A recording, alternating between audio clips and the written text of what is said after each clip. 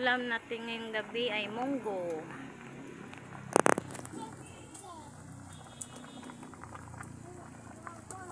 With sutanghon.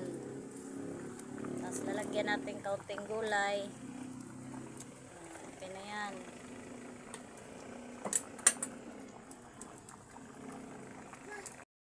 Yan, ulam natin, munggo. Kasi Friday ngayon.